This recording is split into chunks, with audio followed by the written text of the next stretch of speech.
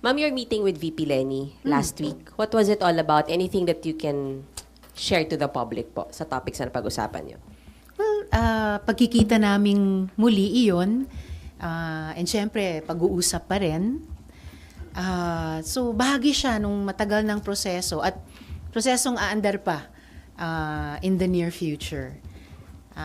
Nagkakasundo kasi yung mga puso namin, no, in terms of kung ano siguro ang kailangan ng ating bayan moving forward.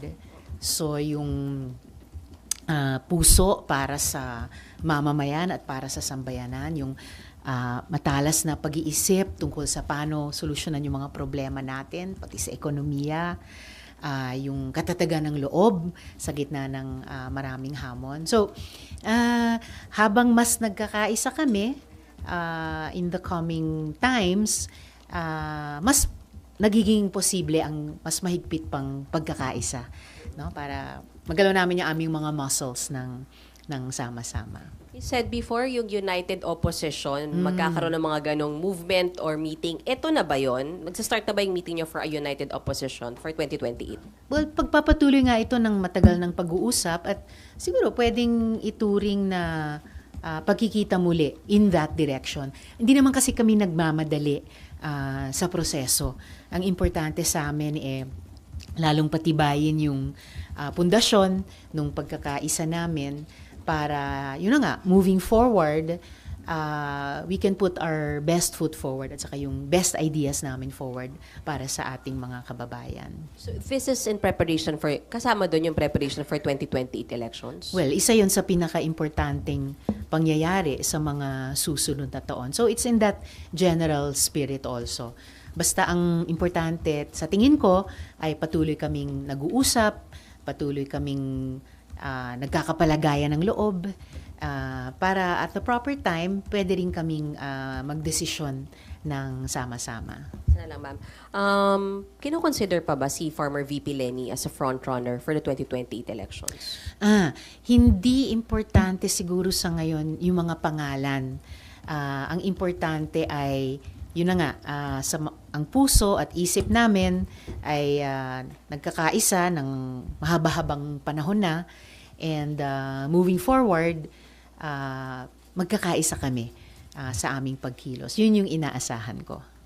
Ma'am, considering na matindi yung batuhan ng mga allegations sa pagitan ng Pangulo at ng Vice Presidente, do you think sa 2028 maghahanap na ng alternatibo ang tambayan? Siguro naman. mula nung naghati yung unit team nila, I think mas naging stark yung ganyang gap or pagkukulang sa ating pambansang eksena, and mas siguro naramdaman ng ating mga kababayan na baka may iba pang alternatibo. And umaasa ako na pwede kaming magbuo nun at mag-alok nun. So, mas may malaking chance na makonsider ng taong bayan yung opposition. Hindi ko alam pa kung malaking chance na. Pero syempre, mas nagiging pakiramdam namin na responsable kami to try to propose that alternative. Kaya lang, ma'am, si BP Sara, parang sinabi niya yung impeachment case na ifinal ng akbayan, parang politika lang daw yon dahil nga may plano para sa 2028 yung taga-akbayan. Linawin ko simula pa lang. Siya yung nagbanggit ng pangalan ko kaugnay ng impeachment. Tapos dinugtong pa niya sa eleksyon. Para sa akin, salitang impeachment pa lang, ang klaro na sa isip ko kung ano yung responsibilidad ko. At nilalagay ko na yung sarili ko sa ganyang frame of mind sa posibilidad ng impeachment trial dito. At yan ay walang iba kundi maging senator judge na magtitimbang ng mga ebidensya at batay sa konstitusyon, magdidesisyon or boboto dyan. Wala nang iba. Kaya palagay ko yung pagbanggit sa eleksyon in the same breath, wala sa tamang panahon yan, wala sa lugar yon, and it was really not called for by the question. Ang ganyang ka-importanting constitutional process kasi ng accountability, ang isang impeachment, hindi po dapat binababa ni naman sa level lang ng personal motives. So, walang motibong politika naman. Klaro yun.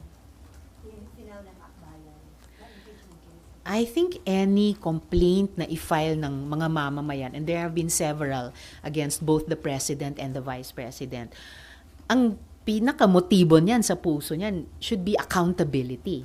At ganun ko rin hinahanda yung kalooban ko for us to receive such complaints here in the Senate, pag i-transmit man sila ng House, na ganun, bilang Senator Judge. Ma'am? Ma'am, are you still open to running for president? And napag-usapan po ba yon during the meeting?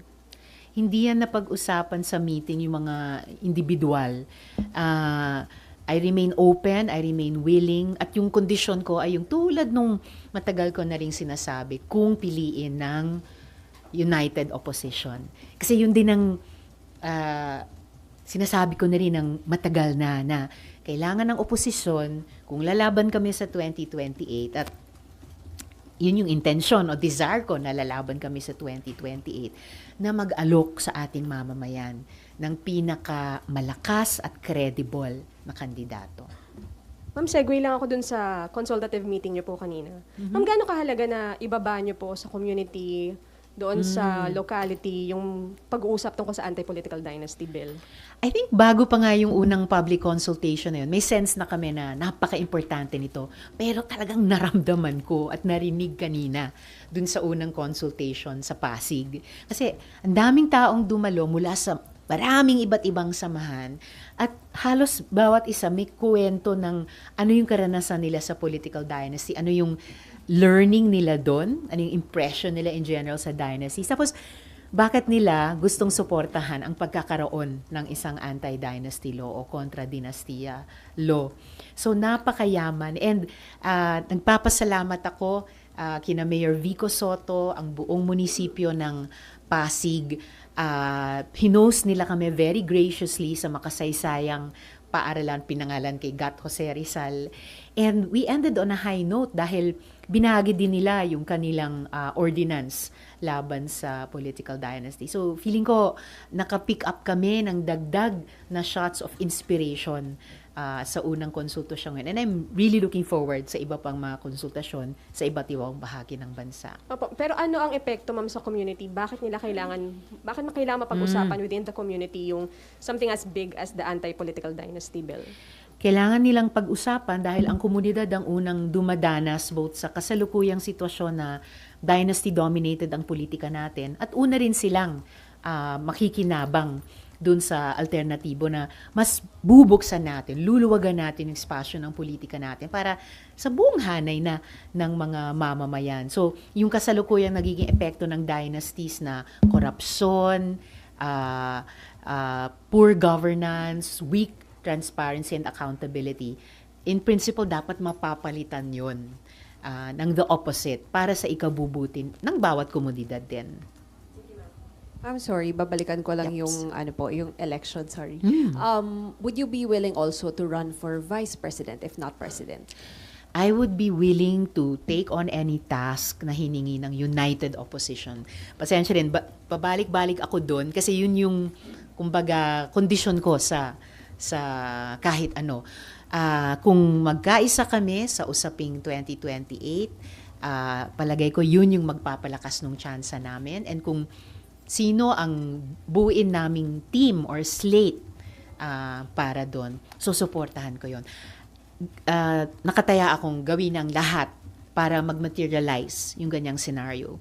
United opposition, strong candidacies. How is the united opposition that you are building up? Lumalakas ba siya habang papalapit yung 2028 elections? Can you say that? Work in progress. So, patuloy na nag-uusap, nakikinig sa isa't isa, nagtitimbang ano ba yung options natin, ano yung best options possible. So, work in progress pa talaga siya. Pero I am very hopeful about it. Ma'am, kung bukas kayo as president or VP, si VP Leni, did she say anything during the meeting kung open pa ba siyang tumakbong presidente po? Actually, kahit yung sinasabi ko ngayon, sagot sa tanong nyo ngayon, pero wala kaming ganung usapan na personalities during yung pagkikita naming muli. At pag-uusap muli tungkol sa possible futures. So talagang on the level of yung principles and anong hinahanap na liderato siguro ng mamamayan by 2028. Ano yung mga basic common values natin bilang itong komunidad. But definitely napag-usapan the 2028 elections, even in general terms. In general, kasi nga nagmemerienda kami eh. So pag ganun, syempre, halos kahit ano ay pwedeng pag-usapan at dahil marami sa amin ay nagtatrabaho sa ganitong espasyo, aktivista, politiko, it couldn't be helped being talked about. But again, in those very core or basic matters, principles. Kadami yung nagsabi kang open na tumakbo for any position under United Opposition. Wala kang concern na baka maging subject ka na agad ng demolition job this early? Matagal nang dinidemolish eh, kahit nung malayo pa yung mga usapan ng eleksyon. So, unfortunately, bahagi na yon ng terrain sa ngayon. Basta I just keep my focus on ano yung task at hand. Kapag pag-uusapan or itatanong impeachment, klaro ang focus ko bilang kung ano yung tungkulin ko sa ilalim ng konstitusyon na maghanda maging senator judge at timbangin ang mga ebidensya. Kung usapan ng oposisyon, ganun din, nakafocus lang ako sa kung ano ang kailangan naming gawin at ano yung kailangan kong gawin. Sen Merriman po from One News. Sen, sabi niyo po pagka nagkaisa na po kayo, parang okay na magbubuo na yung slate. Ano po ba yung makakapagpaisa sa inyo? Anong objectives? Battle against corruption? Ousting the Dutertes? Parang ano po kaya? Lahat ng usaping good governance. So, yung modernize ng politika natin, kaya nagbubuhos din kami sa anti-political dynasty. Hindi lang opposition, by the way, di ba? May refreshing na for the first time supportive voices kahit mula sa non-opposition forces. Yung pagbigay ng solusyon sa mga economic problems, yung usapin ng totoong pagkakaisa din.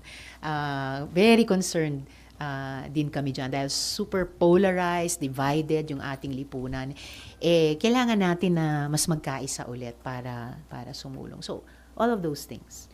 Sen, follow-up lang po. Pero should pro-Marcos groups lumapit sila sa inyo? Are you open to working if mag-align naman po yung visions nila? Yun yung, if ever lumapit, yun yung magiging subject ng matinding pag-iisip at pag-uusap sa hanay namin. Kasi nga, because of the very different histories.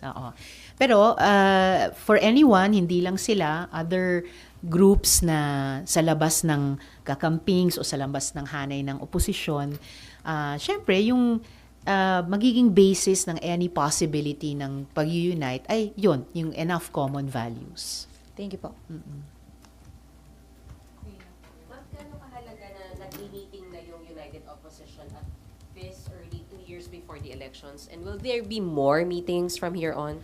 Tuloy-tuloy yung pag-uusap. Eventually, they will become formal meetings. Kahit nga yung 7 kaming mga senatoriables noon, 4 na taon na kaming nagre-reunion lunches, dinners, tuwing may birthday o Pasko o New Year. So, hindi ito bago. Pagpapatuloy ito, and eventually, magiging formal meeting na nga siya para sa mga, hopefully, para sa mga formal na pagkakasundo. Pero what triggered that this time kasama na si dating VP Lenny? Kasi first time, di ba? Since 2022, sabi niya, ma'am? Parang, Hindi ko alam kung first time ito. Nagkikita kami tuwing may kasal, di ba? Sabay-sabay kami magnininang, ninong. So, it wasn't the first time since 2022. And for some of us, madalas kaming magkita. Ma'am, may we know the extent of talks right now for a united opposition? Like, anong mga groups yung involved here so far if you're at liberty to discuss? Siguro yung ibang mga grupo, kailangan sila yung magsabi na binibilang nila sarili nila sa opposition. Pero from the people na nakita nyo sa pinost ng ibang mga colleagues ko yung photos nung pagkikita namin, yung meal namin at saka pag-uusap. So, yun yung mga grupo that we represent na have stayed in touch over the past years, even decades, at patuloy na nag-uusap ngayon.